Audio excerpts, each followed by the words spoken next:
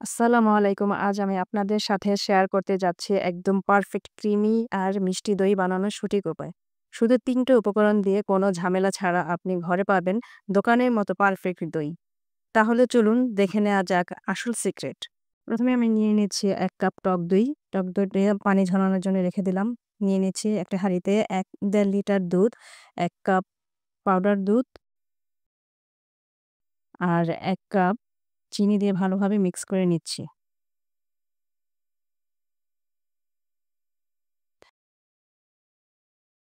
পাশে আরেকটা প্যানে আমি ১/২ কাপ চিনি দিয়ে ক্যারামেল তৈরি করে নিচ্ছি।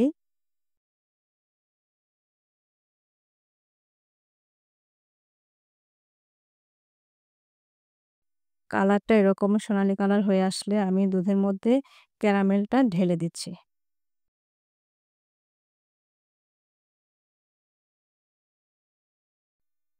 ঢেলে ভালোভাবে মিক্স করে নিচ্ছি। মিক্স করে আমি দুধটাকে ভালোভাবে ঘন করে জাল করে নেব।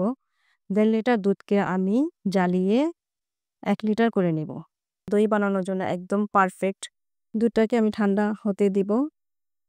এর ফাঁকে আমি টক দইটাকে ফেটিয়ে নিচ্ছি।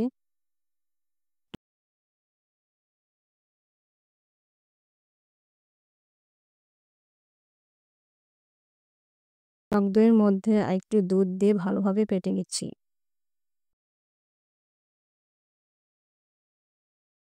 ফেটানো হয়ে গেলে কুসুম গরম দুধের মধ্যে আমি টক দইয়ের মিশ্রণটি ঢেলে দিচ্ছি। ভালোভাবে মিক্স করে নিচ্ছি। ভালোভাবে মিক্স করতে, করতে একদম যখন উপরে বাবলস হয়ে যাবে তখন আমি মাটির হাঁড়িতে দুধটাকে উপর থেকে ঢেলে দিচ্ছি।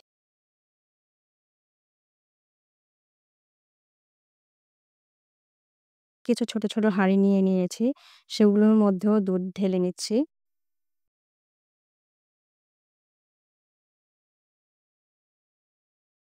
ঢাকনা দিয়ে ঢেকে একটি গরম স্থানে রেখে দেব আমি ৪ থেকে ৫ ঘন্টার জন্য।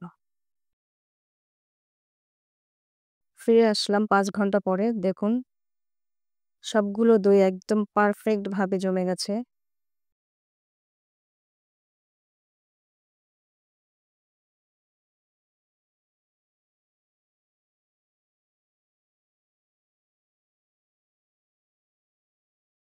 দইয়ের মধ্যে দেখুন একটুও পানি নেই, একদম ক্রিমি।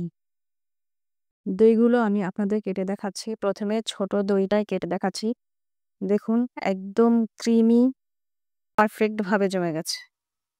বড়টাও কেটে দেখাচ্ছি। একদম পারফেক্ট ভাবে জমে গেছে।